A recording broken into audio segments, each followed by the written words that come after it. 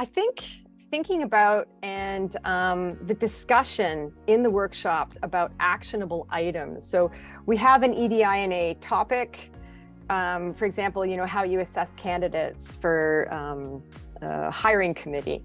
And how would you do this while applying principles that are not, your typical standards of publication-based, et cetera. So how do we apply these? What are the principles that we want to respect, that we want to empower within people to make actionable items to actually use this in these committees that we are working on, like the FTC or the hiring committee or the evaluation committee? And then the other really important side of this is when we make metrics and when we are trying to implement EDIA principles, how do we know that we are making a difference and that we are attaining our goals? And I found in the workshops that a really important component was considering how we would know if we were doing a good job. And that's a really critical part, is it not simply developing an idea, but asking if we are doing a good job of what we have set out to accomplish. I think one of the other things that I have learned is in the process of creating a community here and participating in a community that is infused with EDIA principles, is this is a slow process, and that I think I myself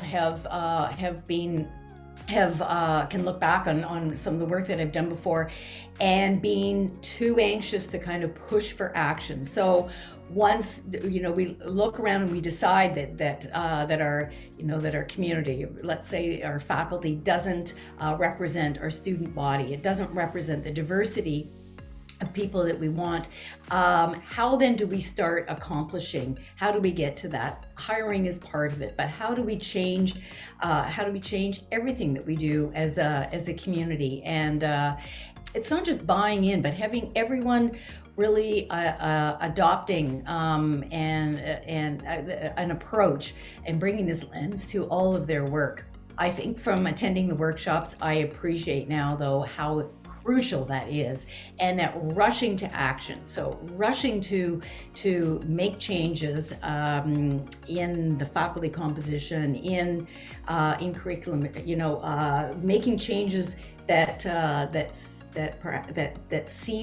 important, but that seem to be trying to capture the whole project, are actually not going to necessarily accomplish real change.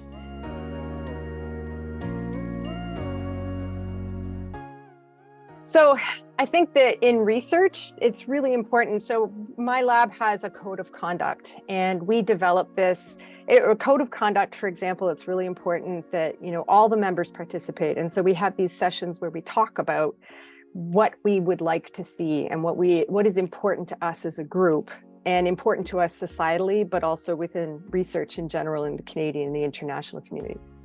That considers our group, and then our group looking outward, and how we want to be treated and how we will treat other people. And so we try to capture that in a code of conduct. And I find that, this discussion and the training through the EDIA sessions has really helped in terms of, again, setting out goals and goals in considering, especially, resources that are there. And they bring up some wonderful resources in the sessions. So considering those resources and what could we be doing better or differently, but also how do we know to test our preconceptions, and how do we know if we're actually succeeding in what we're doing? So that's in research. I'm currently the graduate program director for the molecular science program, and we are completing our periodic program review for molecular science right now, the PPR. And with the PPR, one of the things that's come up is it's an entire section on EDIA and what do we perceive as EDIA issues within the program? What are we actually hearing from members within our program? And then what are we going to do going forward?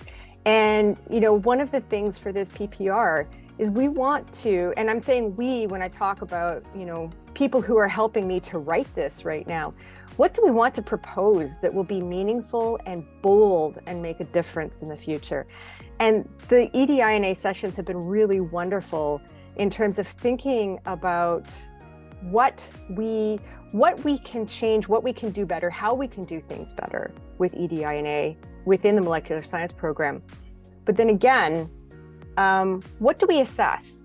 And going forward, how can we best serve the members of molecular science, the faculty, staff, and students who are in the program, and in particular, the student population, because these are our trainees and these are the future of molecular science.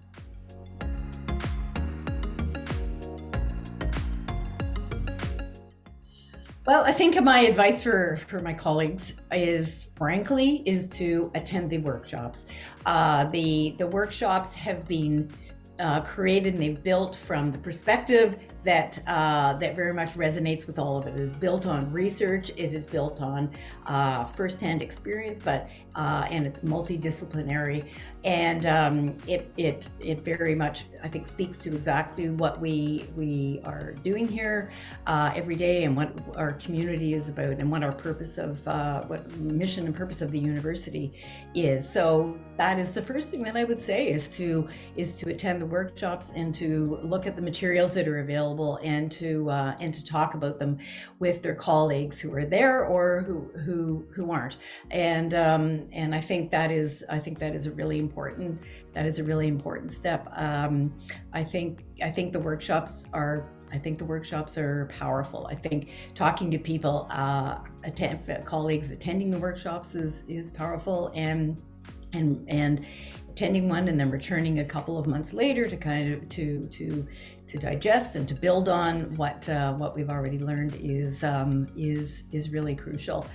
I think short of attending the workshops, I mean, just generally, is that this has to be part of our DNA. Everything that we do here should be approached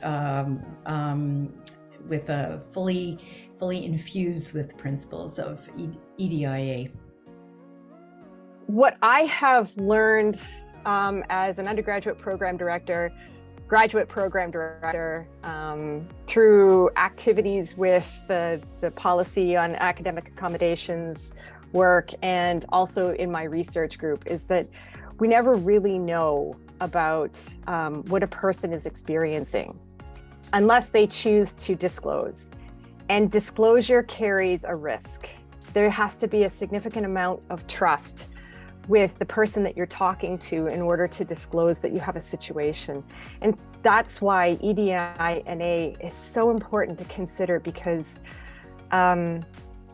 we may be marginalizing people unintentionally or unknowingly, but they may never feel empowered to say what the problem is. And we don't know, and we can't know, and there are many hidden problems.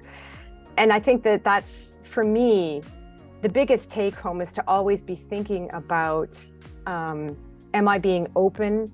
Am I trying to, am I trying to look at other metrics? Am I trying to look at other parameters that tell me more about the person that I'm looking at and talking to, and less about what is traditionally or typically needed to assess, success, because success is broad.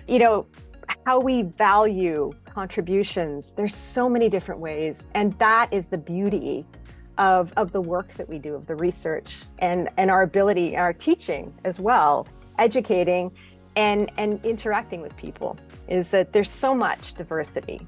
How do we find ways to really embrace that and to bring in new ideas so that we don't lose ideas and people and spark to issues that are hidden?